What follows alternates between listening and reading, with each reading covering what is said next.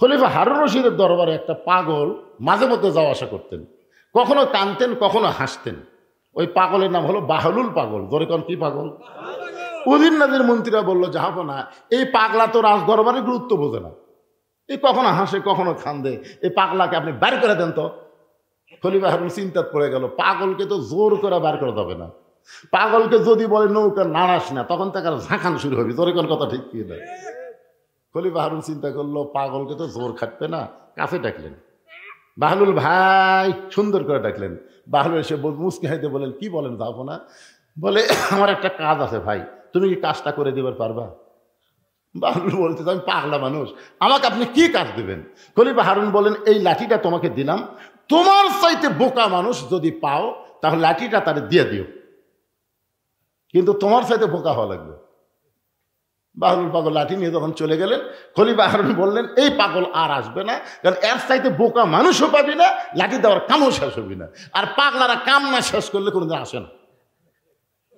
দেখা যাচ্ছে 2-4-5 বছর ওই পাগল আর আসেই না। উজির নাজির মন্ত্রী বলে, যাহো না, আসলে আল্লাহ আপনাকে ব্রেন দিচ্ছে, কিভাবে পাগলক তাড়ালেন, 5টা বছর হয়ে গেল, এখন পর্যন্ত পাগলার খবর নেই। তখন কেউ কেউ বলতে, হয়তো মারা গেছে রে, আসে না যখন পাগলা মরেই গেছে। আসলে পাগল মরেনি। খলিফা হারুন যেদিন দুর্বল হয়ে বিছরাত পড়ে গেছে, ওই দিন বাহলুল পাগল লাঠি নিয়ে হাজির। খলিফা হারুন বলে, বাহলুল ভাই, এখন লাঠি তোমার হাততে আছে, তোমার চাইতে বোকা মানুষ পাওনি? বাহলুল পাগল বলতেছে, আজ যেমন হয় পাওয়া যাবে। খলিফা হারুন কয়, ঘরের মধ্যে তুমি আর আমি ছাড়া কেউ নাই, তাহলে আজকে কেমনে পাবা? বাহলুল পাগল বলে, যাহবো না, আপনি যেখানে অবস্থান করতেছেন এই জায়গার নাম হলো বাগদাদ। এই বাগদাদ থেকে মক্কা শহরে যদি 10 দিনের সফরে যান, আপনি বলেন তো কেমনে যাবেন? খলিফা হারুন বলে, বাগদাদ হলো আমার চিনা, আর মক্কা হলো আমার অচেনা। চীনা শহর থেকে অচেনা শহরে যদি যাবার চায়, তাহলে মাল সামানা জোগাড় করে রওনা দেওয়া লাগবে, অচেনা শহরে যেন আমার কোনো সমস্যা না হয়। চীনা শহর থেকে অচেনা শহরে যাবার গেলে মাল সামানা জোগাড় করে আমাকে রওনা দেওয়া লাগবে। বাহলুল পাগল বলে, যাবো না, দুনিয়ার একটা শহর থেকে আর একটা শহরে 10 দিনের জন্য যদি যান, তাহলে আপনি মাল সামানা জোগাড় করে রওনা দিবেন। এখনই যদি আপনার মৃত্যু হয়, আখিরাতের বিশাল একটা জগতের সফরে আপনাকে যাওয়া লাগবে, সেই জগতের জন্য কতটুকু মাল সামানা জোগাড় করেছেন? খলিফা হারুন ছোট বাচ্চার মতন কান্দে। বাহলুল পাগল বলে, যাবো না, কান্দেন কেন? খলিফা হারুন বলে, বাহলুল রে, আমার যদি এখনই মৃত্যু হয়, ওই আখিরাতের জগতের জন্য তেমন কিছু আমি জোগাড় করতে পারিনি ভাই। বাহলুল পাগল বলে, তাহলে আপনার লাঠি আপনি নেন। এই দুনিয়াতে আসার পরে মৃত্যু তার সামনে আছে, এইটা জানার পরেও যারা কবরের পাথর জোগাড় করে না, তারা হলো দুনিয়ার সবচাইতে বড় বোকা। ধরে কোন কথা ঠিক কিনা? এখন আপনার বলেন, মৃত্যু আমাকে সামনে না পিছনে? যে কোনো সময়। হাই হাই রে, চাষটলে যে ফাঁসির আসামি লিয়ে চিন্তা করতেছে, ফাঁসির আসামি, অমুকের ফাঁসি হলো, অমুকের ফাঁসি হলো, অমুকের ফাঁসি হবে। আহ, কি চিন্তা! আমি বললাম, ভাই, তুমি ফাঁসির আসামি নিয়ে চিন্তা করতেছ, তোমার যে মৃত্যু হবি, যেই কইছে তোমার মৃত্যু হবে, চুম করছে, চুম কট লাগায়। ফাঁসির তারিখ আছে রে পাগলা, মরার কোনো তারিখ নাই। জোরে কোন কথা ঠিক কিনা? ফাঁসির কি আছে? অমুক তারিখে রাত 12টায় ফাঁসি হবি, তুই কয় তারিখে মরবো? তো কয়, ভাই, আমি তো এর দ্বারা গল্প মারতেছে, এই শালা নাকি মরবি না? হ্যাঁ, মন চাই বাড়ি যাও, গুরুস্থানের বসে জান্নাতের বাগান লাগছে, ভাগ্য ভালো হলে বসতে পারবে। জোরে কোন কথা ঠিক কিনা? হ্যাঁ, আশ্চর্য কথা। ওয়ালা তামুতুন্না ইল্লা ওয়া আনতুম মুসলিমুন, এর উপর তাফসীর করব আমি, এজন্য মনোযোগ দিয়ে শোনা লাগবে। কখন মরবেন? কখন মরবেন? হ্যাঁ, সবাই বলবেন যে কোনো সময়। কখন মরবেন? কি পাথেও জোগাড় করছেন? কিছুই না। তাহলে আজকে কবরের পাথেও আমাদের জোগাড় করা দরকার। কবরের পাথেও যদি জোগাড় করতে চাই, কবরের সামান যদি জোগাড় করতে চাই, মানুষের আইন দেয় এটা সম্ভব না। এইটা সম্ভব হবে কেবলমাত্র আল্লাহর কোরআনের আইন। ধরে কোন ঠিক কি না? যে কোরআনের ওয়াজ শুনতে আইছেন, স্বাধীনতার পর থেকে আমরা মানুষের আইনের বাংলাদেশ দেখছি। এ পর্যন্ত স্বাধীনতার পর থেকে আমরা বাংলাদেশে আল্লাহর আইনের দেশ দেখিনি, আমরা দেখছি মানুষের আইন। ধরে কোন কিসের আইন? মানুষের আইন। আগামীতে একটা সুযোগ আছে, আছে না নাই? আমরা যেন আল্লাহর আইন দিয়ে বাংলাদেশ চলে, এ দৃশ্য যেন আল্লাহ আমাদের দেখার তৌফিক দেয়। ধরে কোন আমিন। এখন হয়তো বলবেন হুজুর আল্লাহর আইনটা কেমন? আল্লাহর আইন যখন বাংলাদেশে চালু হবে ওই সময় যারা নেতা হবে তাদের চরিত্র কেমন হবে? নেতা যারা হবে তাদের চরিত্র কেমন কেমন? খালি নেতা হলেই চলবে না, মসজিদের ইমামতি করার যোগ্যতা থাকা লাগবে। ধরে কোন ঠিক কি না? একটু মনোযোগ দিয়ে শুনবেন।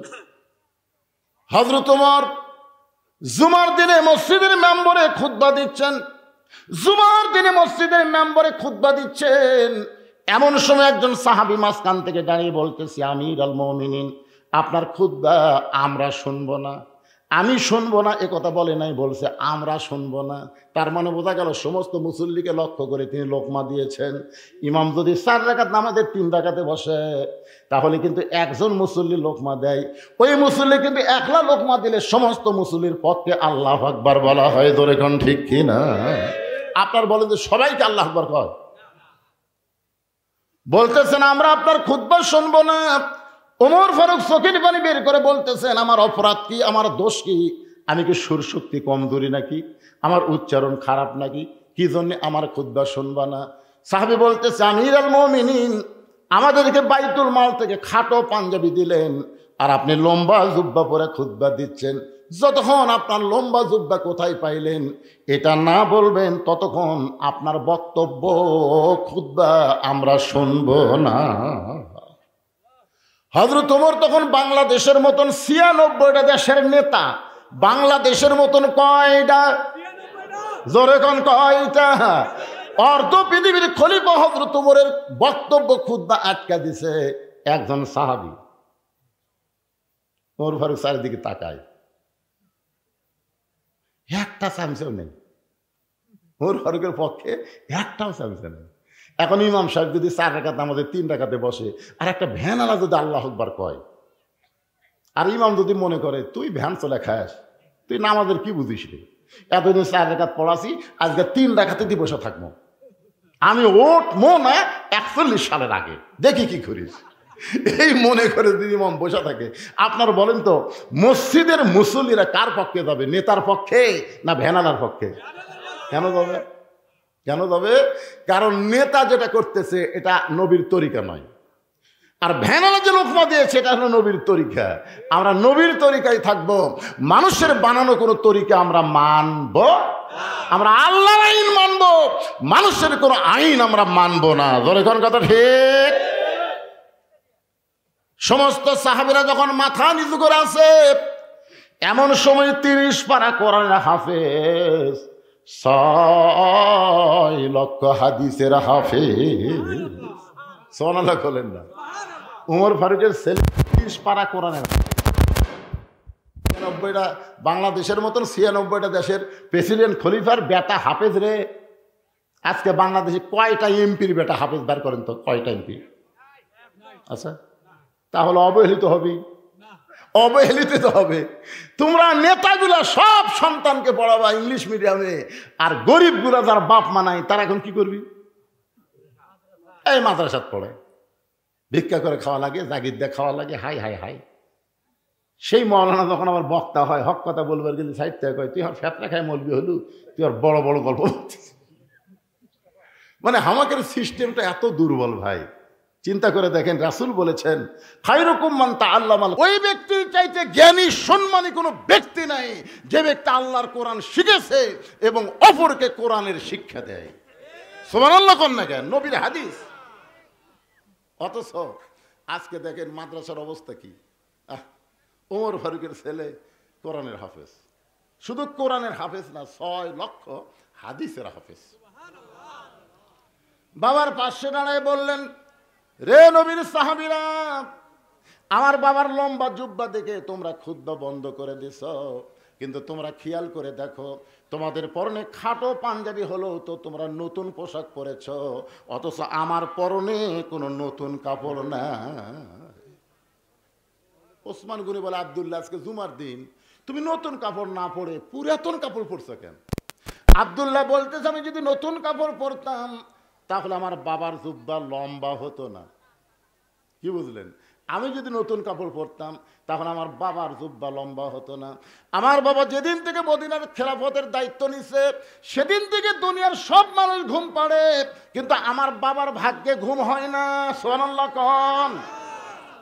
নেতা হওয়া মোবাইল বন্ধ করে থয়, ভোটের আগে 24 ঘন্টায় খোলা থাকে।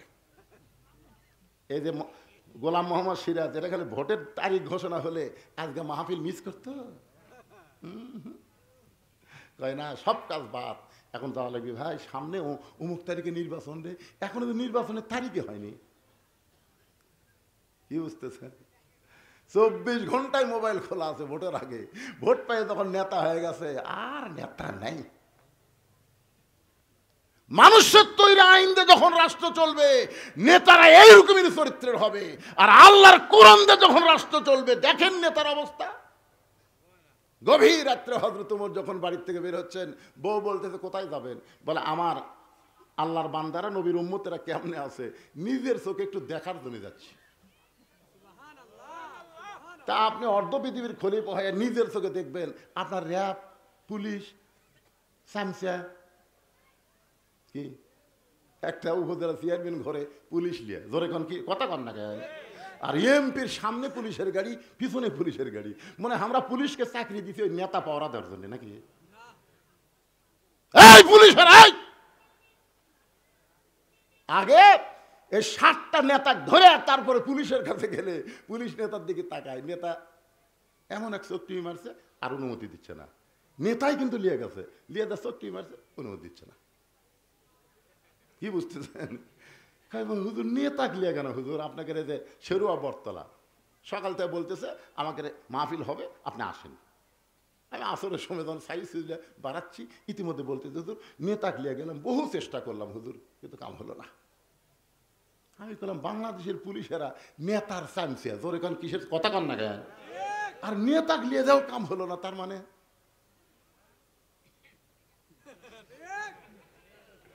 কারণ 15.5 বছর প্রত্যেকটা নেতারাই হলো শয়তানের চামচা। জোরে কোন কথা ঠিক না? নেতারা ছিল শয়তানের চামচা আর পুলিশ হলো নেতার চামচা। কি বুঝতেছেন? বলছি চলবি না, হাসতে হাসতে না না না আগে আমি কিন্তু হাসতে হাসতে বুঝবারই পারবি না যে হাসতে হাসতে কি মাল দিল রে। আল্লাহর বান্দার একটু খেয়াল করবেন, গভীর রাত্রে হযরত ওমর মানুষের দুঃখ কষ্ট দেখার জন্য চোরের মতন ঘুরতেন। র‍্যাব নাই, পুলিশ নাই। ওয়া আলা রাব্বিহিম ইয়াতাওয়াক্কালুন,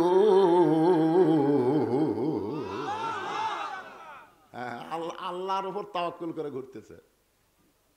মদিনার মরুভূমির মধ্যে কে যেন তাঁবু টাঙ্গাইছে।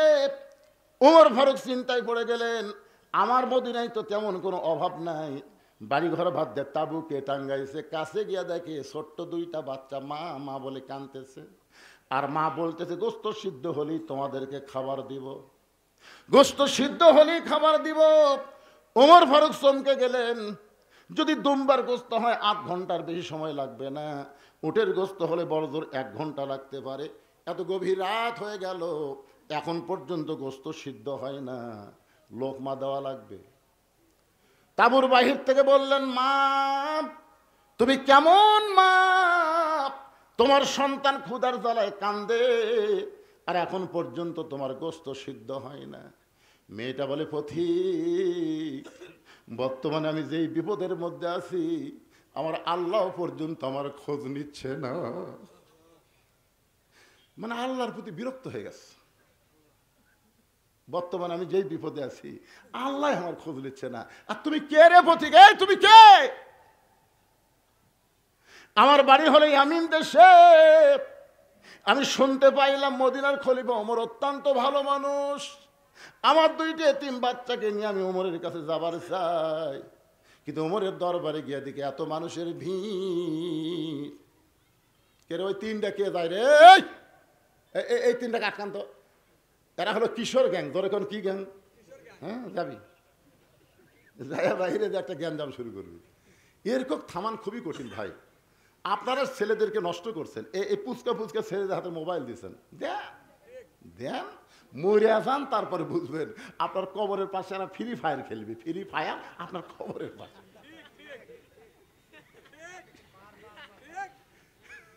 ফেরেস্তা মারমান করবি, আর ফেরেস্তা ওর বাপের উপর খেলে ঠাস ঠাস করে পারবি।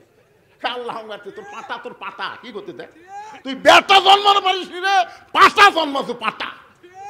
এই যে তিনটা গেল, এই তিনটা আসলেই পাটা। কথা কন না কেন ভাই রে, কথা কয়া লাগবে তো। আশ্চর্য কথা, একজন যদি যাইতো কোনো টেনশন হতো না, কিন্তু তিনটা গেল কিছু করবি।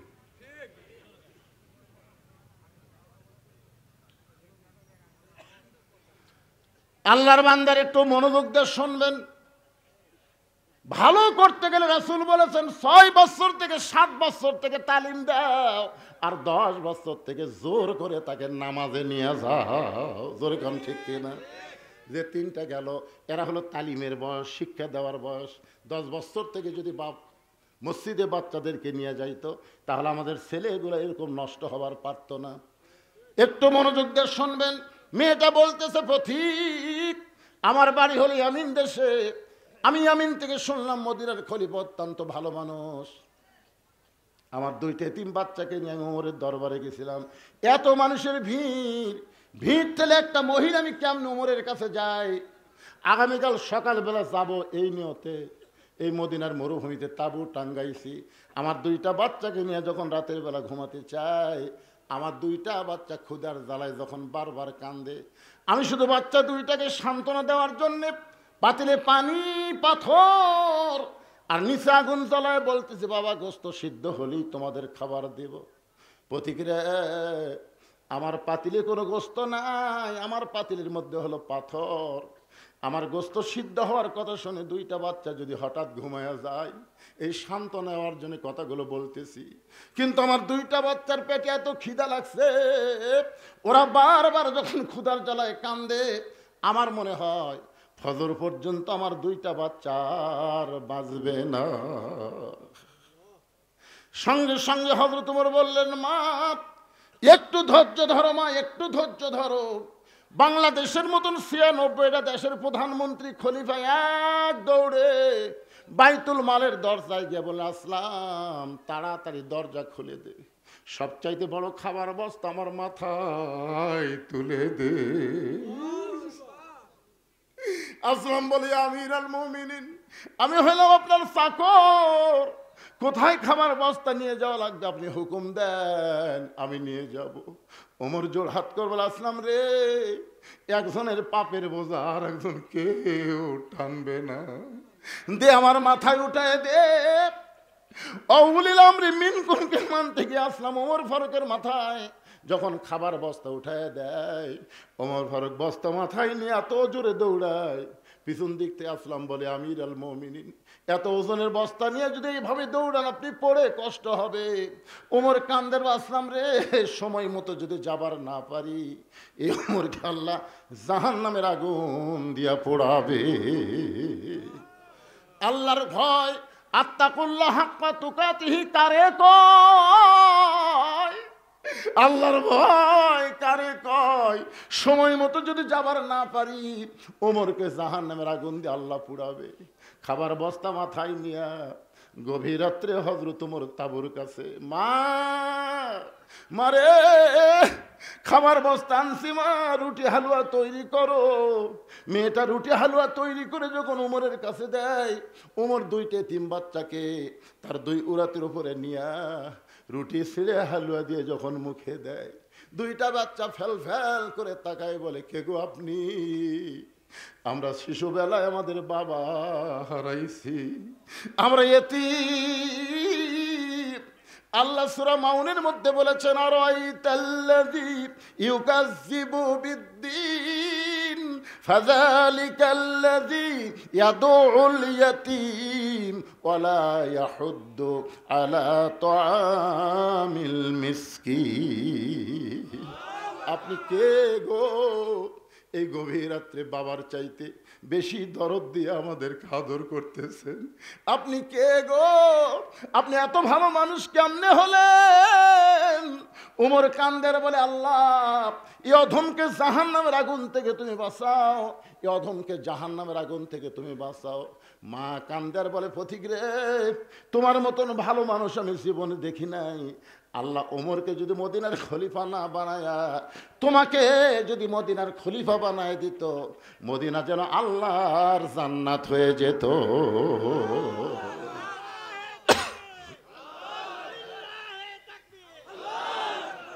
সবাই তকবীর দিলে, তকবীর কি কোনো এক দলের না আমাদের সবার? দুনিয়াতে জন্ম নেওয়ার সময় ডান কান্দে আজান, বাম কান্দে আকামত, আবার যখন মারা যাব লাশ সামনে নিয়ে ইমাম সাহেব আল্লাহু আকবার করে জানাজা শুরু করবে। জোরে কোন ঠিক কিনা? তাহলে আমাদের তকবীর দেয় জন্ম, তকবীরের মাধ্যমে মৃত্যু। সেই তকবীর দুইজন ভাই দেয়, আপনারা দেন না কেন? লিল্লাহি তাকবীর। আব্দুল্লাহ বলতেছে, রে নবীর সাহাবীরা, গভীর রাত্রে আমার বাবা আমার দরজাত গিয়ে ডাকতেছে, আব্দুল্লাহ আব্দুল্লাহ। আমি আব্দুল্লাহ দরজা খুলে দেখি বাবার হাতে একটা পাঞ্জাবি। আমি খুশি হয়ে বললাম, বাবা বাইতুল মাল থেকে আমার একটা পাঞ্জাবি দিছে, আপনি গভীর রাত্রে আর একটা দিবে রাইছেন। আসলে নেতার বেটা হওয়ার মধ্যে লাভ আছে, আছে না নাই? নেতার বেটার মধ্যে লাভ নেই যে বাইতুল মাল থেকে একটা আমি পাইছি, আপনি রাতের বেলা আর একটা দিবে রাইছেন। সঙ্গে সঙ্গে ওমর ফারুক কোরআন থেকে একটা আয়াত তেলাওয়াত করলেন, ইন্নাল্লাহা ইয়ামুরুকুম আন তুআদ্দুল আমানাতি ইলা আহলিহা ওয়া ইযা হাকামতুম বাইনান নাস আন তাহকুমু বিল আদল। জোরে বলেন আল্লাহু আকবার। কি বুঝলেন? কি বুঝলেন? আমি অনেক মাহফিলে বলে থাকি যে 6 বছর আমের চাষ করছে, আম বাগান। জ্যৈষ্ঠী মাসে দেখতে গেছে আম পাকছে কিনা, যায় যায় গাছের ডালে বসে ছোট্ট একটা বাচ্চা পাকা আম পাড়ের ব্যাগের মধ্যে তোলে।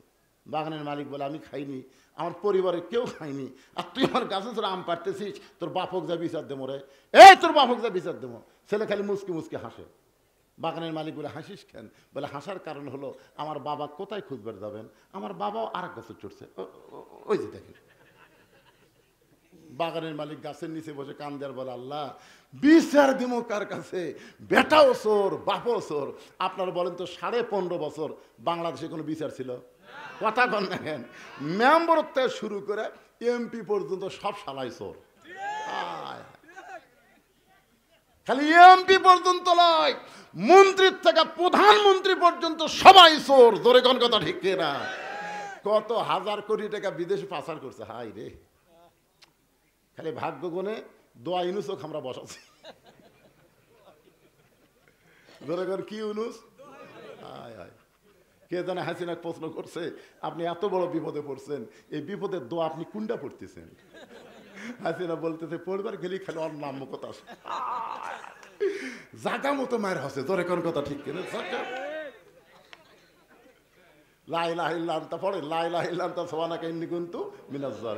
গত পরশু দিনে দেখলাম আবার $5 বিলিয়ন আবার ঋণ পরিশোধ করলো।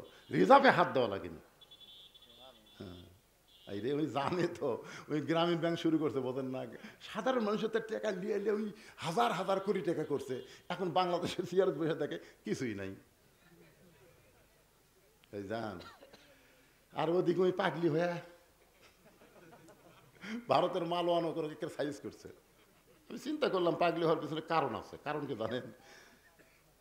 একটা লোকের একটা গাভী হেরাছে, অস্ট্রেলিয়ান গাভী। রোদের মধ্যে গাভী খুঁজতেছে, কিন্তু গাভীটা পাচ্ছে না। রাস্তার মধ্যে এক ছেলে খাড়ায় আছে, ওটা ওরই জন্ম দেওয়া ছেলে। ওই যা বলতেছে, কে ভাই এদিকে গাভী গেছে? ছেলে কয়, কে রে? আমার বাপ, আমার ভাই কয়। যাই হোক, রাত করে আসে, মা আমাকে বলতেছে, মা আব্বা মনে হয় পাগলা আছে। আমাকে বলতেছে, কে ভাই এদিক গাভী গেছে? বলেন তো ছেলে ভাই কওয়া যায়? ইতিমধ্যে বাপ ফিরেছে। কে গো, তুমি কেমন লোক? ছেলে ভাই কইছো? কই গাভী হারালে এরকম হয় মা, গাভী হারালে। বোক কসম মা, একটা গাবি হারালে যদি ছেলে ভাই কয় বোক মা কয়, আর 15.5 বছর ভোট ছাড়া প্রধানমন্ত্রী, সেই আসন হারালে আর কি পাকলামি বাড়বি? চিন্তা করে দেখেন তো। ওই যা পাগলি হসে ভাই, হায় রে, ভোট ছাড়া ধরে কোন কি ছাড়া কি, আরে কি ভোট হচ্ছে বাংলাদেশের জনগণ জানে না। এইবার ইয়ং ছেলেরা, সামনে একটা নিরপেক্ষ নির্বাচন হবে, যাকে ইচ্ছা তাকে নয়, দেখে শোনা ভোট দেওয়া লাগবে। ধরে কোন কথা ঠিক না? আমার হাত, বাসে চড়ে যদি কেউ কয় জানলার কাছে, আমার হাত আমি রাখবো, যেখানে খুশি সেখানে রাখবো, তো বাইর করে থো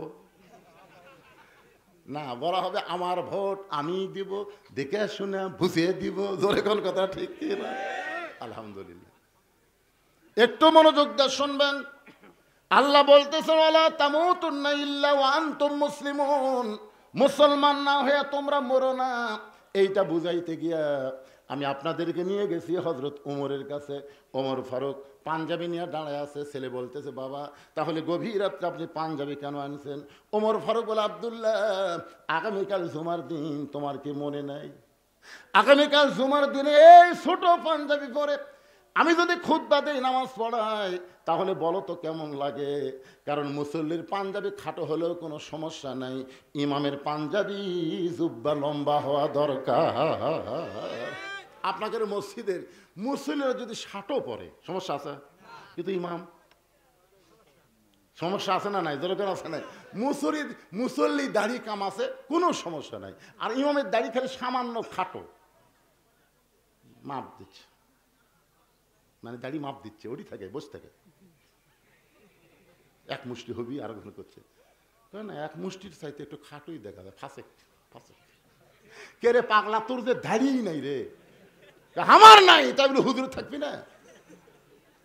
ওমর ফারুক বলতেছেন আব্দুল্লাহ, তোর পাঞ্জাবিটা আমাকে দান করে দে বাবা, তোরটা আমারটা মিল আমি লম্বা জুব্বা পরে আগামীকাল খুতবা দিবার চাই।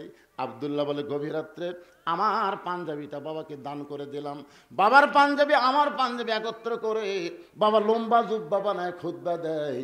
এখন বলো খুতবা শোনা যায় কি না যায়? সমস্ত সাহাবীরা চিল্লায় বলে আল্লাহর কোরআন দিয়ে যখন রাষ্ট্র চলবে, মুসলমান তখন এমন ভালো মানুষকে নেতা হিসাবে দেখতে পাবে। আচ্ছা, নেতা কয়জন লাগবে ভালো? একজন লয়। আমাকে আঞ্চলিক নেতা 300 জন, ধরে কোন কয়জন? 300টা নেতাকে যদি আমরা পাঠাবার পারি, কি দিয়ে? মানে সকালবেলা বাইজিদ বোস্তামি দরবার শরীফে গেছে, দরবার শরীফ যা তাকে মুরিদরা জিকির করতেছে, নাউজুবিল্লাহ নাউজুবিল্লাহ নাউজুবিল্লাহ। বাইজিদ কয় কে রে, আল্লাহর জিকির বাদ দেয়া, সুবহানাল্লাহ জিকির বাদ দেয়া, আলহামদুলিল্লাহ জিকির বাদ দেয়া, এই নাউজুবিল্লাহ শুরু করলো গা। এই জিকির থামা, কিসের নাউজুবিল্লাহ রে? আল্লাহ জিকির কর, সুবহানাল্লাহ কর। তখন মুরিদরা কয় হুজুর খালি হামরাই নাউজুবিল্লাহ, আপনি শুনলেও ডবল নাউজুবিল্লাহ। বাইজিদ বোস্তামি বলে কি হয়েছে বাবা? বলে ওই যে বাগদাদ শহরের উত্তর সাইডে একটা 17 বছরের সুন্দরী পরিমণি লুঙ্গি পরা ড্যান্স দেয়। কি পরা ড্যান্স দেয়? তো মুরিদরা বলতেছে যে একটা সুন্দরী মেয়ে একটা ঘর ভাড়া নিয়ে দেহ ব্যবসা শুরু করছে। ওই মেয়ের পাল্লাত পড়ে হাজার হাজার যুবক চরিত্র নষ্ট করতেছে। এই কারণে আমরা নাউজুবিল্লাহর জিকির করতেছি। বাইজিদ বোস্তামি বলতেছে কাম হচ্ছে কোটি আর জিকির হচ্ছে কোটি। কি খাড়া হয়ে পেশাব করে, কিছুই কয় না, মসজিদের বারান্দাত কয় নাউজুবিল্লাহ। এখনকার ছেলেরা কুত্তার মতন পেশাব করে, আর একজন শোনা কয় নাউজুবিল্লাহ নাউজুবিল্লাহ। আপনারা বলেন তো ওখানে যদি 100 জন নাউজুবিল্লাহ নাউজুবিল্লাহ করে, ওই বসবি? কাম করতেছে কোটি আর নাউজুবিল্লাহ মারতেছে কোটি। ওই যেখানে দাঁড়ায় পেশাব করতেছে, আপনি একটু চালাক হয়ে বিড়াল যেমন ইন্দুর ধরে চুপ চুপ চুপ চুপ ওর পাশে যাবেন, ওই তো কাম সারতেছে, বুঝছেন? ওর পিছনে নাউজুবিল্লাহ খালি কইয়া দেখেন এমন ধরে সেন্টান বি চামড়া আটকে যাবে। ধরে কোন কথা ঠিক, কিন্তু জাগা মতো নাউজুবিল্লাহ না কয়ে। বাইজিদ বোস্তামি বললেন তোমরা যতই নাউজুবিল্লাহর জিকির করো, তোমাদের নাউজুবিল্লাহর জিকির দিয়ে খারাপ মেয়ের হাত থেকে যুবকদের চরিত্র বাঁচাবার পারবা না। মুরিদ গলে হুজুর তার কি করবেন? বাইজিদ বোস্তায় বলতেছে ওই খারাপ মেয়েটার কাছে যাওয়া লাগবে। যেই বলছে খারাপ মেয়ের কাছে যাওয়া লাগবে, সমস্ত মুরিদকে নাউজুবিল্লাহ নাউজুবিল্লাহ। ভালো মানুষ কোনোদিন খারাপ জায়গা যায়? ভালো মানুষ কোনোদিন সংসদ যায়? সংসদ হচ্ছে মমতাদের দখলে, সংসদ হচ্ছে ফেদ্দুসের দখলে, সংসদ নায়ক গায়ক গায়িকাদের দখলে, বেশ্যাদের দখলে, সংসদ আজকে মৃত্যুকদের দখলে। জোরে কোন কথা ঠিক কিনা? এই জন্য মুরিদরা বলতেছে ভালো মানুষ কোনোদিন খারাপ জায়গা যায়? বাইজিদ বস্তায় বলতেছে এই এই আমি তোরকে পীর, তোরা হচ্ছে মুরিদ, আমার মুখের ওর ফতুয়া মারিস? পৃথিবীর কোন জায়গায় খারাপ নয়, খারাপ মানুষকে পাঠাইছি বলে জায়গাগুলো খারাপ হয়েছে। জোরে কোন কথা ঠিক কিনা? বাইজিদ বোস্তাই বললেন তোমরা যদি না যাও তাহলে আগামীকাল সকালবেলা আমি নিজেই যাব। সমস্ত মুরিদ বলে হুজুর আপনি আল্লাহর ওলি হয়ে ওই খারাপ মেয়ের কাছে খবরদার যাবেন না। বাইজিদ বোস্তায় বললেন আমি একলা যাব না, যাওয়ার সময় দুইটা পাওয়ার নিয়ে আমি রওনা দিব। দুইটা কি? একটা পাওয়ার হলো জায়নামাজ, আর একটা পাওয়ার হলো আল্লাহর কোরআন। সুবহানাল্লাহ কন্যা। একটা পাওয়ারের নাম হলো জায়নামাজ, আর একটা পাওয়ার হলো আল্লাহর কোরআন। আল্লাহ কোরআনে বলেছেন ইয়া আইয়ুহাল্লাযীনা আমানুস্তাঈনু বিস-সাবরি ওয়াস-সালাহ ইন্নাল্লাহা মা'আস-সাবিরিন। এটা কিন্তু জায়নামাজের পাওয়ার করলাম। আর কোরআনের পাওয়ার হলো, কোরআনের পাওয়ার হলো আল্লাহ বলতেছেন কুল জাল হক ওয়া যাহাকাল বাতিল ইন্নাল বাতিলা কানা যাহুকা। জোরে বল আল্লাহু আকবার। ওয়া নুনাজ্জিলু মিনাল কুরআনি মা হুয়া শিফাউ ওয়া রাহমাতুল লিল মুমিনিন। সব সমস্যার সমাধান সবাই বলতেছেন না। আচ্ছা আপনারা কি বিএমপি করেন?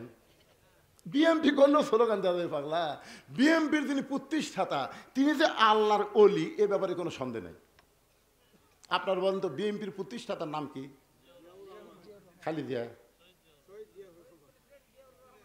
আপনি খালি জিয়াউর রহমান করলেন। শেখ মুজিবুরকে মারছে কিন্তু ওই শালা কেউ শহীদ কয় না। আর জিয়াউর রহমানকে কেউ জিয়াউর রহমান কয় না, সবাই বলে শহীদ প্রেসিডেন্ট জিয়াউর রহমান। জোরে কোন কথা কন না কেন? কারণ শেখ মুজিবুরকে মারছে কখন? যখন সব দলক কবর দিয়ে বাকশাল কায়েম করছে, ওই সময় মাইরিয়া দিছে, জানাজা করার মানুষ নেই। আর শহীদ প্রেসিডেন্ট জিয়াউর রহমানকে দুনিয়া থেকে মেরে দেওয়ার পরে, হত্যা করার পরে সেই সময় 1 কোটি মানুষ তার জানাজায় সামিল হয়েছিল। জোরে কোন কথা বলেন? নারী পুরুষ সবাই পাগলের মতন কাঁদছে। তার 1 নম্বর গুণ হলো সর্বময় ক্ষমতার মালিককে বিসমিল্লাহির রহমানির রহিম দিয়ে কাম শুরু করছেন। আপনি জানেন এই দুনিয়া থেকে বিদায় নেওয়ার পরে তার ভাঙ্গা সুটকেস পাওয়া গেছে, ব্যাংক ব্যালেন্স 1 টাকাও ছিল না। আমরা যারা হজ করেছি, হজ করেননি ভাইজান? এখানে যারা হজ করছেন তারা আরাফার ময়দানে গেলে দেখবেন হাজার হাজার গাছ আছে। যে মরুভূমির মধ্যে কোনো গাছ বাঁচে না, সেই মরুভূমিতে জিয়াউর রহমান জাহাজে করে নিমের গাছ নিয়ে গিয়ে লাগাইছে। সৌদি আরবের লোকেরা কেউ নিমের গাছ কয় না, প্রত্যেকটা গাছের গোড়ায় লেখা আছে জিয়া ট্রি। সুবহানাল্লাহ। লক্ষ লক্ষ হাজী সাহেব গাছের ছায়া। কঠিন গরমের মধ্যে নিমের গাছের বাতাস যখন লাগে মনে হয় জান্নাত থেকে বাতাস আসতেছে। সুবহানাল্লাহ। আল্লাহর বান্দার এই জন্যে সবাই কোরআনের পক্ষে স্লোগান দেন। যে দল করেন অসুবিধা নেই, যতক্ষণ মসজিদের মধ্যে থাকবো আমরা কয় দল, কোরআনের মাহফিলে যতক্ষণ থাকবো ততক্ষণ কয় দল। এই জন্য সবাই বলবেন সব সমস্যার সমাধান হলো না। সব সমস্যার সমাধান আপনার বলবেন দিতে পারে আল কোরআন। আমি যে আয়াত পড়লাম না, এরই বাংলা। সব সমস্যার সমাধান আল কোরআনের আলো লিল্লাহে তাকবীর। বাইজিদ বুস্তামি পরদিন সকালবেলায় ডান কান্দে যায় নামাজ, ডান কান্দে কি, ডান বুকের উপর কোরআন শরীফ এরকম চাপে ধরছে। আপনার কোনদিন ধরছেন? আপনি যদি খুবই অশান্তির থাকেন, খুব অশান্তির মধ্যে আপনি আছেন, আপনার মন ভালো লাগতেছে না, আপনি পবিত্র অবস্থায়, পবিত্র লায়ামুসুহু ইল্লাল মুতাহহারুন, কোরআন শরীফ স্পর্শ করা যাবে না যতক্ষণ পবিত্র না হবেন। পবিত্র অবস্থায় এই দেখেন আমার দিকে তাকান, খালি কোরআনটা লিয়া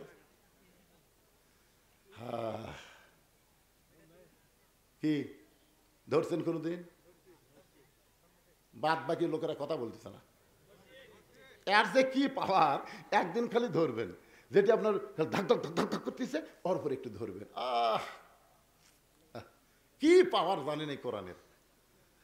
ডান কান্দে যায় নামাজ, বাম ডান বুকের উপরে কোরআন শরীফ চেপে ধরে হযরত বাইজিদ বুস্তামি যখন খারাপ মেয়েটার দিকে রওনা দিলেন, মুরিদরা পিছন থেকে বলতেছে, হুজুর আমরা আর আপনার মুরিদ থাকলাম না, আপনার মুরিদ আমরা আর থাকতেছি না। বাইজিদ কয়, তোদের নাউজুবিল্লাহ মুরিদ আমার দরকার নেই, যা।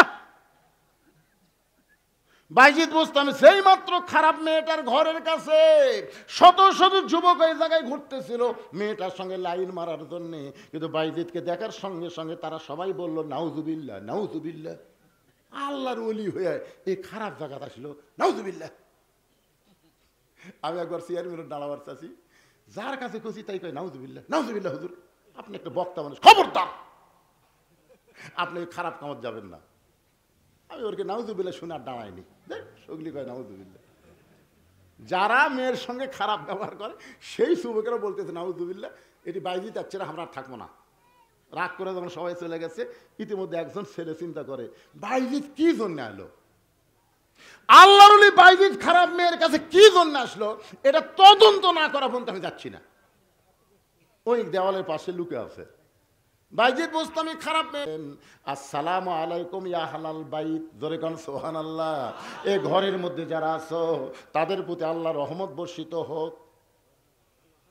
সঙ্গে সঙ্গে মেয়েটা দরজা খুলে বলতেছে, হুজুর হুজুর আপনি মনে হয় ভুল করছেন। দেখেন খারাপ মেয়েও কিন্তু ভালো মানুষ চেনে, খারাপ মেয়েরাও কিন্তু ভালো মানুষ চিনে।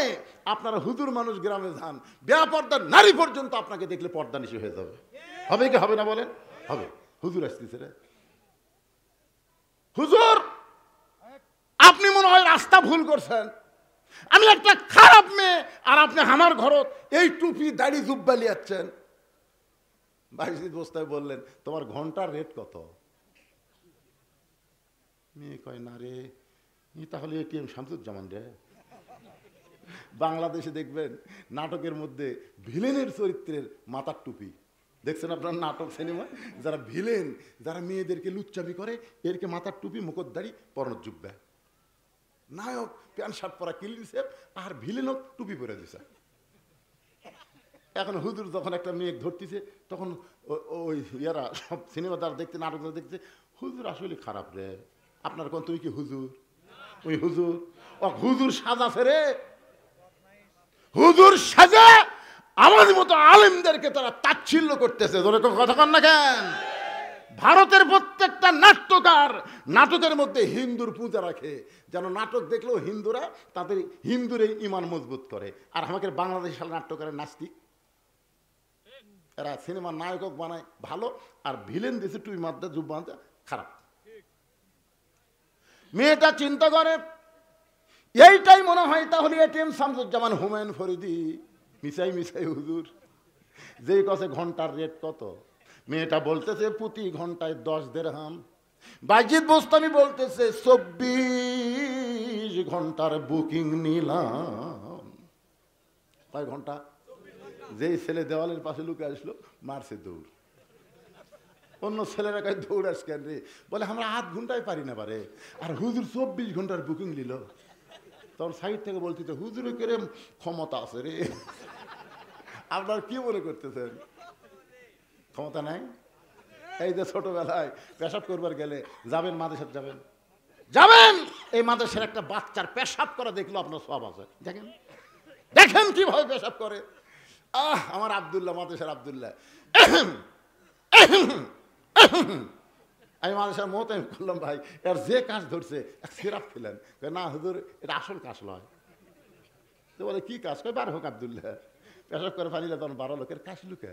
কয় হুজুর আমি পেশাব হওয়ার পরে মনে হচ্ছে আছে, আমার মনে হচ্ছে ললের মধ্যে হয়তো আটকে আছে। ঝাঁকি দিয়ে তাকে দেখি 1 ফোঁটা বার আছে, আমার মনে হয় আরো আছে, আবার ঝাঁকি দিলাম নাই, সন্দেহ দূর করার জন্য আর এক ঝাঁকি মারলাম হুজুর। যখন দেখি নাই তখন পানি খরচ করে এখন অজু করবার চাই। আমি বলি আব্দুল্লাহ এমন করে পেশাব করে পানি নিয়ে অজু করবা কেন? আব্দুল্লাহ বলে হুজুর আপনি জানেন না আমরা আল্লাহর কোরআন পড়ি, যেই কোরআন ধরতে গেলে নিজের শরীর পবিত্র রাখতে হয়। সবসময় ঢিলা ঢালা পাঞ্জাবি, ঢিলা ঢালা পায়জামা পরে, এরকে যন্ত্র কোনোদিন খারাপ হবার পারে? আর এ রে প্রাইমারি দেওয়ার পর থেকে খারাপ হয়ে মারতেছে, খারাপ হয়ে মারতেছে। আরে খারাপ হয়ে যতই পেশাব করেন মনে করবেন পেশাব নাই, তারপরেও 9 ফোঁটা পেশাব আপনার আছে। যেই পানি খরচ করছেন খারাপ হয়ে, ওই যে সিরাজ সাহেবের ফুড ভিলেজ পেশাব করে যায়, দিকে বসার বুদ্ধি নাই, যেটা ঢুকি সেটি কোমর। আমি পেলাম কে আবার আমি হুজুর মানুষ, এটা কীভাবে করি রে? একজন বয়ক ডাক দিয়ে বললাম কে ভাই খালি খারাপ হওয়ারটাই আছে, বসারটা নাই, তাহলে পায়খানার যান।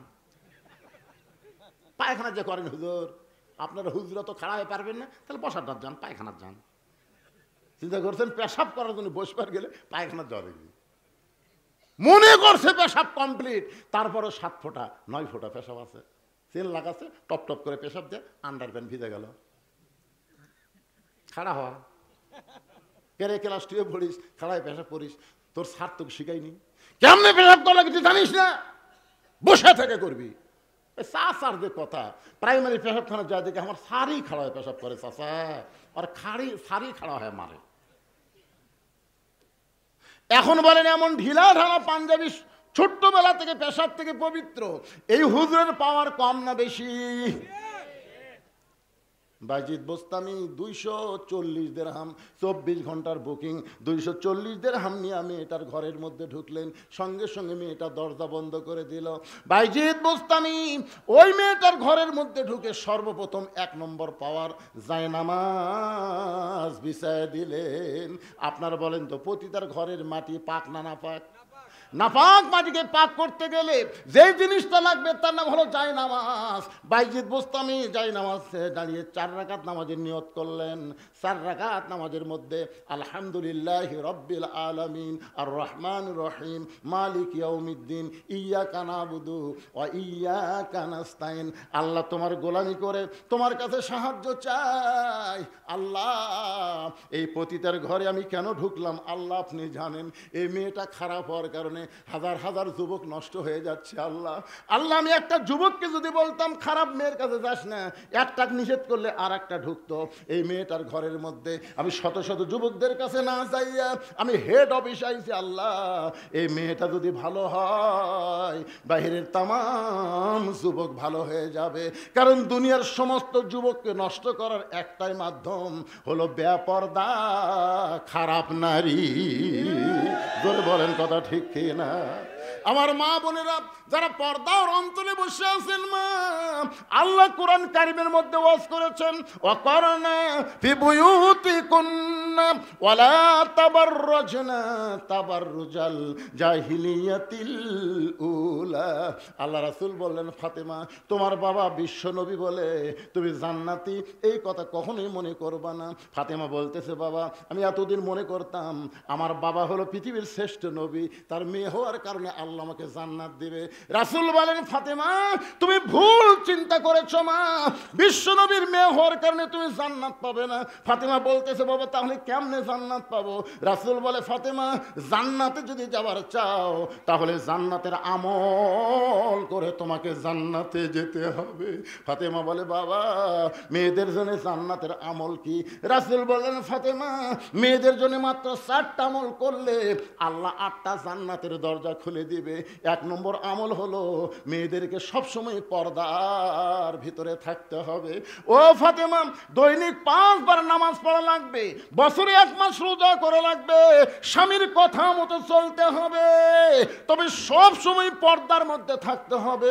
ফাতেমা বললেন বাবা আমি যদি সব সময় পর্দার মধ্যে থাকি বাকি 3টা আমল যদি একটু কমজোরি হয় তাহলে কি হবে?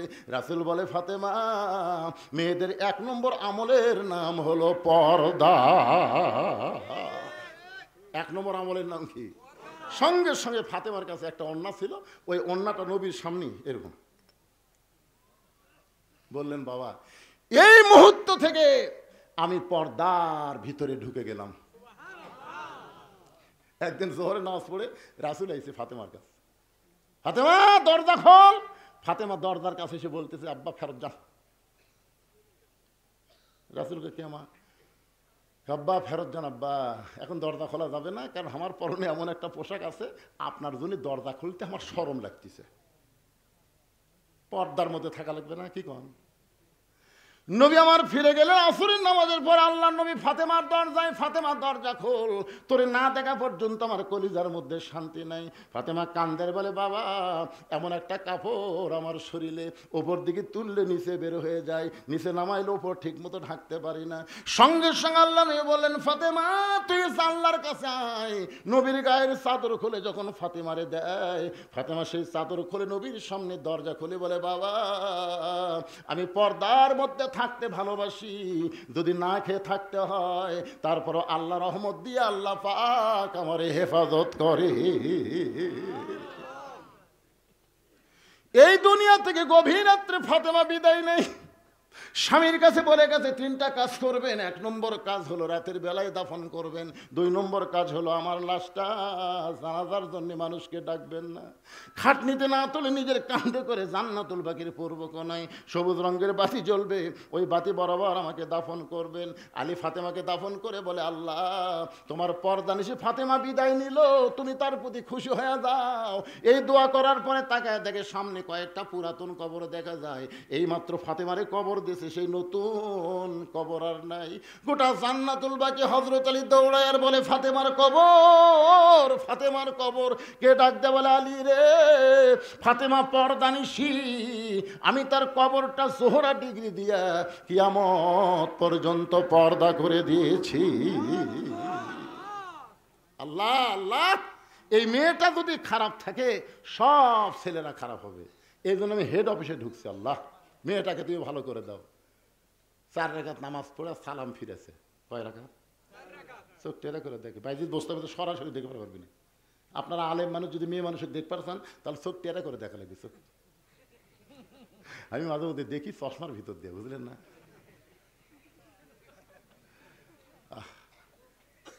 চোখ টেরা করে দেখতেছে, মেয়েটা খালি শাস্তিছে শাস্তিছে।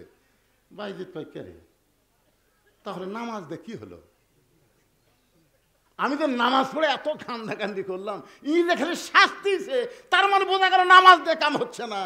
বাংলাদেশে আমরা নামাজ দিয়ে দেখছি ভাই, হাসি লাখ নামান যায়নি। ধরে কোন কথা ঠিক কিনা? কান্দারে এক ইমাম সাহেবের কান্দার চোটে বলছে, রব্বানা আতিনা ফিদ দুনিয়া হাসিনা। অনেকে হাসানোর জায়গায় হাসিনা করে কান দিচ্ছে, তাও কাম হচ্ছে না। সঙ্গে সঙ্গে বাইজিদ বুস্তামি চিন্তায় পড়ে গেলেন, না নামাজ দিয়ে যখন কাম হবে না, 1 নম্বর পাওয়ার হলো আল্লাহর কোরআন। লিল্লাহি তাকবীর। বাইজিদ বুস্তামি কোরআন শরীফ এবার হাতে নিয়ে পড়তেছেন, ইন্নামাল মুমিনুনা আল্লাযীনা ইযা যুকিরাল্লাহু ওয়াজিলাত কুলুবুহুম ওয়া ইযা তুলিয়াত আলাইহিম আয়াতুহু জাদাতুহুম ঈমানা ওয়া আলা রাব্বিহিম ইয়াতাওয়াক্কালুন। 1 নম্বর পাওয়ার যে আল্লাহর কোরআন দুনিয়াতে, এইটা কারা কারা বিশ্বাস করেন? 2 হাত তুলে একটু আল্লাহ দেখান তো ভাই। লিল্লাহি তাকবীর। হাত নামান। প্রয়োজন হলে আল্লাহর এই কোরআনকে গালিব করতে গিয়া, কোরআনের সমাজ কায়েম করতে গিয়া যদি আমাদের জীবন দেওয়া লাগতে পারে, আমরা কি আল্লাহর রাহে নিজের জীবনকে দিতে পারি? কারা কারা পারেন? 2 হাত তুলে আমার আল্লাহকে দেখান। লিল্লাহি তাকবীর। ভাইজান আজকে জীবন দেওয়া লাগবে না, এই মাদ্রাসাতে একটা করে কোরআন শরীফ দেওয়া লাগবে। দেখি এখন মাথা তো লেখে দেখি যাওয়ার জন্য কেউ যদি ওঠে, আল্লাহ দেখেন ঘড়ির দিকে তাকে দেখেন, একেবারে 1 ঘন্টা 45 মিনিট ওয়াজ করার পরে আমি কিন্তু উঠেই চাইনি ভাই, উঠে চাইছি 1 ঘন্টা 45 মিনিট ওয়াজ করার পরে সবাই জীবন দিবেন কোরআনের জন্য। এই মাদ্রাসাত একটা কোরআন শরীফ বাবদ 500 টাকা দেওয়া লাগবে। যার বাপ মা কবরে গেছে, বাপ মার কবরকে জান্নাত বানানোর জন্য 500 টাকা দেবেন। একটা কোরআন দানের উসিলায় আল্লাহ যেন আপনার বাপ মার কবরকে জান্নাত বানায় দেয়। এতগুলো মানুষের মধ্যে আমি সব মানুষের কাছে চাই না, মাত্র 100 জন আল্লাহর পাগলা চাই। নগদ দেওয়া লাগবে ভাই, টাকা আছে পকেটও দেন। একটা কোরআন শরীফ বাবদ মাত্র 500 টাকা। বাপ মা যাদের কবরে গেছে, বাপ মা মারা যাবে, দাদা দাদি কবরে আছে, তাদের রুহের মাগফিরাতে সবচাইতে বড় দান নবীর মাদ্রাসায় একটা কোরআন, একটা কোরআন শরীফ বাবদ 500 টাকা দিবেন। আল্লাহ আল্লাহ, যারা তোমার নবীর এতিম মাদ্রাসায় কোরআনকে মহব্বত করে 500 টাকা দিবে, কোরআন দানের সব আল্লাহ তাদের আমল নামে দিয়ে দাও। ধরে কোন আমিন দেন। যাদের পকেট আছে খালি 500 টাকা দিবেন। এখন মাঝখানে 500 টাকা বার করছেন, এইদিকে আরো বার করছে, কে যাবে? যদি একটু পারেন ভাই কষ্ট করে একটা আসেন, আসেন ভাই একটু কষ্ট করে আসেন সোনার সানেরা। আর মাদ্রাসার তালবেলেম আছে, তাদেরকে ভিতরে ব্যাগ দিয়ে পাঠান, ব্যাগ দিয়ে পাঠান। যারা 10 টাকা 20 টাকা 500 টাকা এখানে তেজতে এসে দেন, আর 10 20 50 100 টাকা যারা দিবেন ব্যাগের মধ্যে একজনও উঠবেন না। আপনারা ওঠেননি, আমার ভালো লাগছে, ভালো লাগছে। যারা টাকা দিবেন তারা শুধু উঠে আসবেন, বাদ বাকি লোক যারা 10 20 50 100 দিবেন তাদের কাছে মাদ্রাসার তালবেলেম ব্যাগ নিয়ে যাবে। মাশাআল্লাহ মাশাআল্লাহ। আল্লাহ তোমার 3 জন বান্দা 3টা কোরআন শরীফ বাবদ 500 500 500 টাকা করছে দান। আল্লাহ দানকে কবুল করে নিয়ে তাদের বাপ মার কবরকে জান্নাতের টুকরা বানায় দেন, আল্লাহুম্মা আমিন। ধানগড়া থেকে এসে, ধানগড়া থেকে বিয়াই দিয়েছে 500 কোরআন বাবদ, জামাই আবার দিয়েছে 500 কোরআন শরীফ বাবদ, আল্লাহ কবুল করেন। শফিক কোরআন শরীফ বাবদ 500 টাকা দান করছে, আল্লাহ কবুল করেন। আরেকজন কোরআন শরীফ বাবদ 500 টাকা দান করছে, আল্লাহ কবুল করেন। কি নাম বাপ জানেন? মোহাম্মদ তৈমুদ্দিন শেখ কোরআন শরীফ বাবদ 500 টাকা দান করছে, আল্লাহ দানকে কবুল। আচ্ছা আপনারা যদি মনে করেন হুজুর মাত্র 500 টাকা চাই, আপনি 10 কোরআন দেন, 10 কোরআন বাবদ 5000 টাকা দেন। আপনি যদি মনে করেন বাপ মা আমার 2 জনই কবরে গেছে, তাহলে বাপ মার জন্য 2টা কোরআন দেন, 1000 টাকা দেন। বেশি দেওয়া যাবে তো, 500 টাকা মানে একটা কোরআন, 1000 মানে 2 কোরআন, 10 কোরআন মানে 5000 টাকা। যদি কেউ বেশি পারেন বেশি দিবেন, অসুবিধা নেই। ইউসুফ আল্লাহ তোমার বান্দা, ইউসুফ নবীর নামে নাম, আল্লাহ 500 টাকা দান করেছে, আল্লাহ দানকে কবুল করেন। লিল্লাহি তাকবীর। একসাথে 4 জন 500 500 500 500 2000 টাকা দান করেছে, আল্লাহ দানকে কবুল করেন, আল্লাহুম্মা আমিন। একেবারে ভিতরে ব্যাগলে নামবে না, হ্যাঁ তো নাম্বার খুশি তো নামো না, কেন একলে তুমি তো নামো। আরে সব হবে, আগে ব্যাগেরটা হোক তো। ফুসকা ফাসকি অন্তত ওরা মনে করবে হুজুর আদায় হচ্ছে, কি যে লম্বা সময় আদায় করে বক্তা। আমি আজকে দ্বিতীয় বক্তা তৃতীয় বক্তা আদায় করেনি, আমি মনে করলাম আমার ভাই উঠছে কিছু টাকা আদায় করি। করছেন হ্যাঁ, ই আরো আর এক চা লাগবে। লিল্লাহি তাকবীর। আবুল খায়ের ভবানীপুর 2টা কোরআন শরীফ বাবদ 1000 টাকা দান করেছে, আল্লাহ আবুল খায়ের দানকে আল্লাহ আপনি কবুল করেন, আল্লাহুম্মা আমিন। এদিকে একটা ব্যাগও নামেনি, সব একদিকে নামছে। কয় এরা কি যে সব ব্যাগ একদিকে নামলে হয় করে 4দিকে নামো। ভাইজান 1 মণ 2 মণ ধান, আপনাকে ধান দেন, এটা কোন ধান নেবেন? আমন ধান না ইরি ধান? আমন ধান লকদা দিয়ে দিবি একেবারে। ইরির ধান নিলেন, ইরির ধান। আর যদি কেউ আমন দেন তাহলে সে লিখে দিবেন যে আমন ধান, আর যারা ইরি দিবেন ইরি লিখে দিবেন। কে দিল 500 টাকা?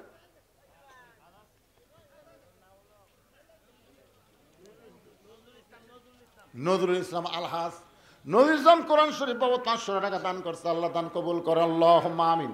এই যে কাগজ কলম নিয়ে বসে গেছে, সর্বোত্তমে 1 মণ ধান দেবেন। আপনি 1 মণ দেওয়ার দেখা দেখি যত মানুষ দিবে, প্রত্যেকটা দানের একটা সওয়াবের অংশ আল্লাহ আপনাকে দিবে। 1 মণ কে দিবেন ধান দেখি? সর্বোত্তম হাত তোলেন যে হুজুর এই মাদ্রাসায় আমি 1 মণ ধান দেবো, আল্লাহর রাস্তায় 1 মণ ধান দেবো। দান চাইলে যদি আপনার চলে যান, ও আর শোনার সময় বসে থাকবেন, আর টাকা চাইলে উঠে যাবেন। আল্লাহর মায়ের আছে না নাই? ঘুমোর থেকে উঠে দেখবি 1 পা অবশ, 1 পা চলতেছে না, কেরে 2 পা ভালো আছিল, 1 পা গেল, এই কারণেই গেছে। আপনারা বলেন কোরআনের মাদ্রাসা টিকায় যদি রাখতে চান, আপনারা কি সরকারি টাকায় চলবে? আপনারা দান করবেন, সেই টাকাতে মাদ্রাসা চলবে। আর সেই দানের কথা বললে উঠে যাবেন কেন? 2.25 ঘন্টা ওয়াজ করছি, লড়া নাই ছড়া নাই, খালি বাড়িছে। আর সেই টাকা চাচ্ছি উঠে চলে যাচ্ছে। যান আল্লাহ, বাড়ির যাওয়ার আগে কোন জায়গা দিয়ে যাবেন আপনি ভালো জানেন। অনেক মানুষ বাড়ির যাওয়ার আগে হাসপাতালে যায়, যাইকে যায় না, কথা কান থাক, আমরা কবরটা পর্যন্ত খেলে খেয়ে দেবি, পদ্মুর পর্যন্ত দিচ্ছি না, আমাদের তো হাসপাতালেই যাক। টাকা কাক পায় কোন দিক দিয়ে বাড়ায় তখন বুঝবি। আর সদকা তো তারুদ্দুল বালা, দান সদকা করলে আল্লাহ বালা মুসিবত দূর করে দেয়। আমার মাইকের মধ্যে আদায় করার লোক আছে? আমার মায়েরা, আল্লাহ যেন মা ফাতেমার সঙ্গে আপনাদের জান্নাত দেয়। আপনারা বেশি বেশি করে দান করবেন। আল্লাহর আরেকজন বান্দা 500 টাকা দান করছে, আল্লাহ দানকে কবুল করেন। যারাই 500 টাকা দান করতেছে আল্লাহ কোরআন অনুযায়ী তাদের দানকে কবুল করে নেন। আরেকজন 500 টাকা দান করছে, আল্লাহ কবুল করেন। এই মাদ্রাসার কমিটির সভাপতিকে, মাদ্রাসার সভাপতি সাহেব, আপনি যে সভাপতি, আপনি কিছু দিচ্ছেন না? দিবেন, এমনি দিবেন। এটা চাই তো ভুল করলাম, চাওয়া বলে লাগবে না। হ্যাঁ, আমি জানি না দুপুর বেলা না কখন হালখাতা হচ্ছে, জানি তো। শোনেন, ভালো গাড়ির মধ্যে টিকিট হয় না তো। ভালো গাড়ির মধ্যে টিকিট হয়, প্রত্যেকটা ভালো বাসে দেখবেন কাউন্টার থাকে। এরা কাউন্টারে কাম করছে ভাই। এখন লোকাল বাসের মতো ভিতরে চলে ক্ষমতায়, টিকিট আগেই কাম সারছে। দেখেন, স্বামী মারা গেছে, তার বউ দোয়া চাইয়ে 2টা কোরআন শরীফ বাবদ 1000 টাকা দান করেছে। আল্লাহ বিবির দানের কারণে স্বামীর কবরকে জান্নাতের টুকরা বানায় দেন। জোরে কান আমিন, সবাই বলে আল্লাহুম্মা আমিন। কেরে ব্যাগের আদায় শেষ? শেষ, মাশাআল্লাহ, সোনার বাংলাদেশ। একটু জিকির করেন লা ইলাহা ইল্লাল্লাহ, লা ইলাহা ইল্লাল্লাহ। আপনারা এই ভাইজান কি খাতা খালি খালি ফেরত দেবেন? চিন্তা করে দেখেন, এখানে লেখা মানে জান্নাতের খাতায় লেখা। একটা মন ধান দেওয়ার কোনো লোক নাই। আল্লাহ আল্লাহ, নবীর এতিম মাদ্রাসায় ধান দিবে, আল্লাহ তার আবাদের মধ্যে বরকত দিয়ে দিও। যখন আমিন। আর যদি মনে করেন ধান কাটা তুলিছে হুজুর, ধানের যে দাম, আল্লাহকে কলে পড়ত যাবি, পা পিছড়া পড়বি, মাজা ভাঙবি, কমপক্ষে 100 মন ধান না বেচলে তোর মাজা ঠিক হবি না। জোরে কর, কথা কর না কেন? আল্লাহ পারে কি পারে না? 1টা মন ধান দেন। আর সদকা তো তারুদ্দুল বালা, সারা বছরের বালা মুসিবত থেকে আল্লাহ যেন আপনাকে, আপনার আবাদকে হেফাজত করে। জোরে কর আমিন। 1টা মন ধান, একজন হাত তোলেন, এই খাতালে ফেরত যাবি একেবারে।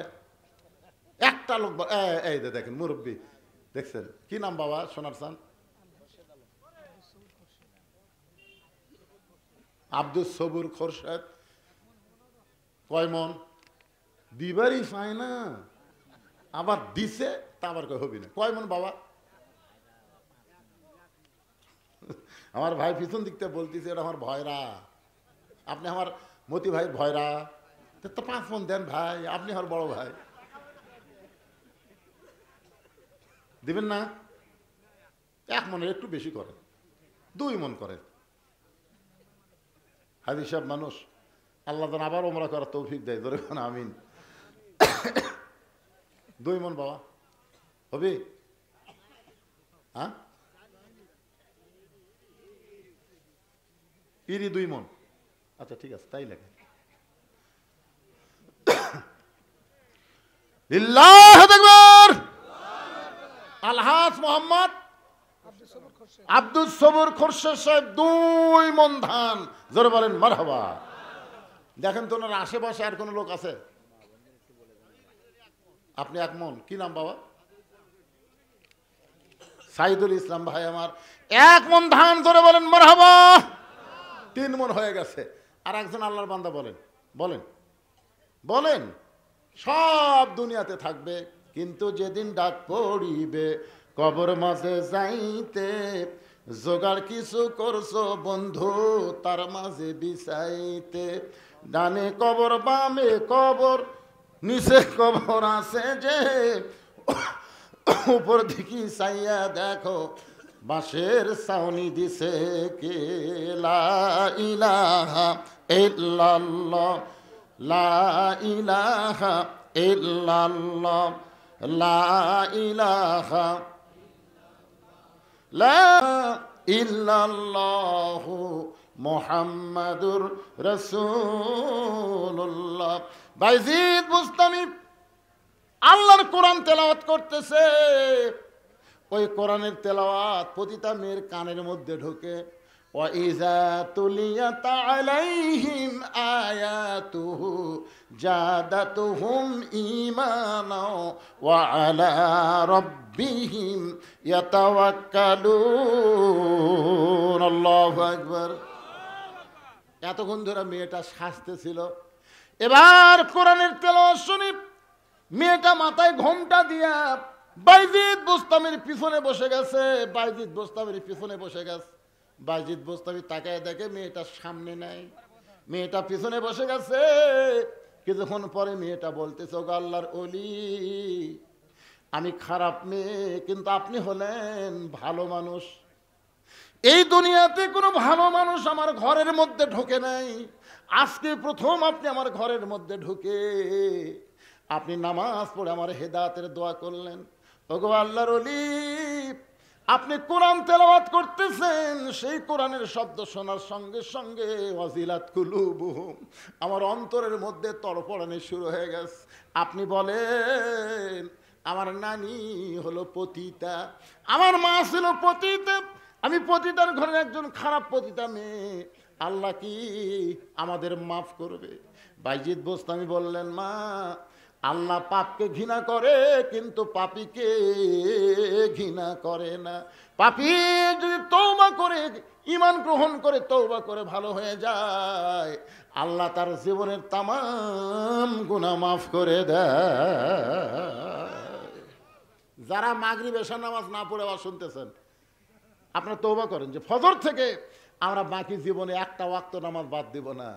আল্লাহ বলে, বান্দা, এই নিয়ত করার সঙ্গে সঙ্গে তুই যত নামাজ না পড়ার পাপ হয়েছে আমি সব পাপকে মাফ করে দিলাম। কি কন, তওবা করা যায় কি যায় না? ফিরে আসা যায় কি যায় না? এতদিন মানুষের তৈরি আইন দেয়া আমাদের দেশ চলেছে, এখন আল্লাহর আইনে চলবে, আল্লাহর দল আমরা করব। ফিরে আসার দরকার আছে না নাই? জোরে কেন আছে না? ফিরে আসি আমরা, সারা জীবন আমরা শয়তানের দলে থাকবো না, আল্লাহর দলে ফিরে আসার জন্যে তওবা করবেন। আল্লাহ পাপকে ঘৃণা করে কিন্তু পাপীকে ঘৃণা করে না। বাইজিদ বললেন, মা, তুমি তাহলে কলমা পড়ো, লা ইলাহা ইল্লাল্লাহু মুহাম্মাদুর রাসূলুল্লাহ, আস্তাগফিরুল্লাহ রাব্বি মিন কুল্লি জামবি ওয়া আতুবু ইলাইহি। মেয়েটা তওবা করে বাইজিদ বোস্তামির পিছন থেকে যখন চলে যায়, বাইজিদ বোস্তামি যে ঘরের মধ্যে ঢুকছে, ওই ঘরের দরজায় এসে শত শত যুবক মুরব্বী, তেলতেলা গোয়েন্দার, খসখসা গোয়েন্দার আছে না নাই? কেরে বাইজিদ মাথার টুপি দিয়ে খাটু দাড়ি নিয়ে পতিতার ঘরের মধ্যে ঢুকছে। বাইজিদ দরজা খোল। সবাই মনে করতেছে বাইজিদকে আজকে উচিত শিক্ষা দিবে, এই মনে করে দরজায় যখন চিল্লাচিল্লি করে, বাইজিদ বোস্তামি দরজা খুলেছে, খোলা মাত্র একজন যুবক ঘরের মধ্যে ঢুকে দেখে গোটা ঘর মিশক আম্বরের সুগন্ধ। জোরে কর না সুবহানাল্লাহ। আল্লাহ তোমার একজন বান্দা দুইটা কোরআন শরীফ বাবদ 1000 টাকা দান করেছে, আল্লাহ কবুল করেন। দেন, ওরা দেন। আর একটা কোরআন বাবদ 500 টাকা দান করেছে, আল্লাহ কবুল করেন। জোরে কোন আমিন। সবাই বলে আল্লাহুম্মা আমিন। হুজুর, মেয়েটা গেল কোন জায়গায়? বাইজিদ বলতেছেন, গুমরাহির পথ ছেড়ে মেয়েটা এখন হেদায়েতের রাস্তা। কোন রাস্তায়? ইহদিনাস সিরাতাল মুস্তাকিম। সবাই চিন্তায় পড়ে গেল। মেয়েটা তাহলে গুমরাহি রাস্তা বাদ দিয়ে হেদায়েতের রাস্তায় চলে গেছে। বাইজিদ বোস্তামি চলে আসলেন তার দরবারে। গোটা দরবারে কোনো মুরিদ নাই, ধরে কোন কি নাই। বাইজিদ বোস্তামি কোন একদিন সেজদার ভিতরে জানতে পায় বাইজিদ খারাপ জায়গায় যায় না, মাথার কোরআন নিয়ে যাইয়া ওই পতিতার ঘরে এমন হেদায়েতের আলো, মেয়েটাকে আল্লাহ ফাতেমার সঙ্গে কবুল করেছে। এখন আপনারা বলেন, এ কোরআনের পাওয়ার আছে না নাই? কোরআন দিয়ে যখন বাংলাদেশ চলবে, এ হাফিজি মাদ্রাসার জন্য আর কোনো চাঁদা কালেকশন করা লাগবে না, আর কোনো ভিক্ষা করা লাগবে না। দরকার হলে প্রাইমারিকে কবর দেওয়া হবে, আর প্রাইমারিগুলোকে হাফিজি মাদ্রাসা চালু করা হবে। জোরে কোন ঠিক কিনা? মুসলমানের জন্য সর্বোত্তম যে শিক্ষা, সেই শিক্ষা হলো কোরআনের শিক্ষা। তারপরে ইংরেজি, বাংলা, অঙ্ক যা ইচ্ছা শিখো, কিন্তু আল্লাহর কোরআন দিয়ে শিক্ষা শুরু করা লাগবে। জোরে কোন ঠিক কিনা? প্রথম কথাই হলো একরা। একরা মানে কি? পড়েন, পড়া। বিসমি রব্বিকাল্লাযী খালাক, যে আল্লাহ তোমাকে সৃষ্টি করেছে সে আল্লাহর নামে পড়ো। আল্লাহর আরেকজন বান্দা কোরআন শরীফ বাবদ 500 টাকা দান করছে, আল্লাহ দানকে কবুল করেন, জোরে কোন আমিন। যারা দাঁড়ায় আছেন সবাই বসেন, এখন মোনাজাত হবে, সবাই বসেন। আস্তাগফিরুল্লাহ রাব্বি মিন কুল্লি যামবি ওয়া তুবু ইলাইহি লা হাওলা ওয়ালা কুওয়াতা ইল্লা বিল্লাহিল আলিয়্যিল আযীম। আল্লাহুম্মা সাল্লি আলা মুহাম্মাদ, আল্লাহুম্মা বারিক আলা মুহাম্মাদ। মোনাজাত করে দিলাম ভাই। আল্লাহুম্মা আমিন। আল্লাহুম্মা আনতাস সালাম ওয়া মিনকাস সালাম, তাবারাকতা ইয়া যাল জালালি ওয়াল ইকরাম। মাবুদ, এই মাদ্রাসার প্রতিষ্ঠাতা মরহুম হায়দার আলী, যিনি আমার বাড়িতে গিয়েছিলেন আজকের মাহফিলের দাওয়াত দেওয়ার জন্য, আল্লাহ গো, আমি তার বাড়িতে আসলাম কিন্তু তিনি আর বাড়িতে নাই, বাড়িওয়ালা নাই রে বাড়িতে। আল্লাহ গো, আজকে সে মাদ্রাসার পাশে গোরস্থানে শুয়ে আছে। ও মাবুদ, আজকের এই মাহফিলের শুরু থেকে শেষ পর্যন্ত যত আলোচনা হয়েছে এর মধ্যে যদি ত্রুটি হয়, ভুল হয়, মাফ করে দিও। এর যা হাদিয়া মঞ্জুর করো সোনার মদিনায় নবী পাকের রওজা মুবারক আল্লাহ তুমি কবুল করে নাও। তামাম আম্বিয়ায়ে কেরাম, আসহাবে কেরাম, তাবিনে কেরাম, তাবা তাবিনে কেরাম, তামাম পৃথিবীর মাটির নিচে যত মুমিন মুমিনা শুয়ে আছে আল্লাহ সকলের আরওয়াফরে হাদিয়া কবুল করো। আল্লাহ, আমরা যারা হাত তুলেছি আমাদের জনম দুঃখনী মা বাবা যাদের কবরে গেছে আল্লাহ মেহেরবানি করে মা বাবার কবরকে জান্নাতের টুকরা বানিয়ে দাও। আমাদের দাদা দাদি নানা নানি আত্মীয় স্বজন শ্বশুর শাশুড়ি যাদের কবরে গেছে আল্লাহ কবরবাসীদের মাফ করে দাও। এ মাদ্রাসাকে কিয়ামত পর্যন্ত কবুল করো। মাদ্রাসার জায়গা দিয়া জমি দিয়া প্রায় 4 বিঘার চাইতে বেশি জায়গা মাদ্রাসার নামে ওয়াকফ হয়েছে। মাবুদ, মেহেরবানি করে কিয়ামত পর্যন্ত মাদ্রাসাকে কবুল করে নাও। যারা মাদ্রাসার দেখাশোনা পরিচালনা করতেছে আল্লাহ তাদের সকলকে এই মাদ্রাসার মুহিব্বিন হিসাবে কবুল করে জান্নাতের মালিক বানাও। আল্লাহ, মাদ্রাসায় দিনের বেলা যারা দান করেছে, রাত্রেবেলা যারা দান করলো আল্লাহ সকলের দানগুলোকে জান্নাতের বিনিময়ে কবুল করো। আজকের মাহফিলের সম্মানিত সভাপতি, সম্মানিত সহসভাপতি, সম্মানিত প্রধান অতিথি, বিশেষ অতিথি, আজকের মাহফিলের আলেম ওলামা হাজির সাহেবগণ, আল্লাহ যুবক কচি কাঁচা মাসুম বাচ্চা, পর্দার অন্তরালের মা বোনেরা, সকলকেই আল্লাহ কবুল করো। আল্লাহ, ভারতের আগ্রাসী ভূমিকা থেকে আমাদের বাংলাদেশকে হেফাজত করো। ও মাবুদ মাওলা, গোটা পৃথিবীর মানচিত্রে মুসলমান যেখানে বিপদে আছে আল্লাহ মুসলমানদের হেফাজত করো। বিশেষ করে ফিলিস্তিনে মুসলমানকে আল্লাহ তুমি হেফাজত করো। বাইতুল মুকাদ্দাস মুসলমানকে ফিরায় দিয়া পৃথিবীর মানচিত্র থেকে ইহুদিদেরকে আল্লাহ তুমি ধ্বংস করে দাও। আল্লাহ, ইসকন হিন্দু একটা উগ্র গ্রুপ আমাদের মুসলমানকে ধ্বংস করার পায়তারা করতেছে। আল্লাহ, তুমি সব ক্ষমতা তোমার হাতে। আল্লাহ, আমাদের কিছুই নাই, আমাদের ইমানের দিকে তাকাইয়া বাংলাদেশের সমস্ত চক্রান্তকে তুমি দূর করে দাও। আল্লাহ আল্লাহ, বিশেষ করে আবার দোয়া করি মরহুম হায়দার আলীর জন্য। তার ছেলেটা মাদ্রাসার দায়িত্ব নিয়েছে আল্লাহ, বাবার মতো তাকেও মাদ্রাসার পক্ষে কাজ করে আল্লাহ জান্নাতকে ঠিকানা বানায় দুনিয়া থেকে বিদায় নেওয়ার তৌফিক দিও। আল্লাহ আল্লাহ, মাদ্রাসার মহতামিম, মাদ্রাসার ওস্তাদ, মাদ্রাসার তালবে আল্লাহ সকলকেই তুমি কবুল করে। এতগুলো মানুষের মধ্যে যার গোরস্থানের দোয়া করছি তো, যারাই শুয়ে আছে পৃথিবীর যেখানে, বিশেষ করে খাস করে এই গোরস্থানে প্রায় 200-র অধিক কবর আছে আল্লাহ, যারাই গোরস্থানে শুয়ে আছে আল্লাহ সকলার কবরকে জান্নাতের টুকরা হিসাবে কবুল করে নাও। আল্লাহ, এখন একটা মিনিট নিজের চিন্তা করেন, ওনারা তো কবরে গেছে, আমাদেরকে তো যাওয়া লাগতেছে নাকি? কোন যে কোনো মুহূর্তে আমাদের যাইতে হবে।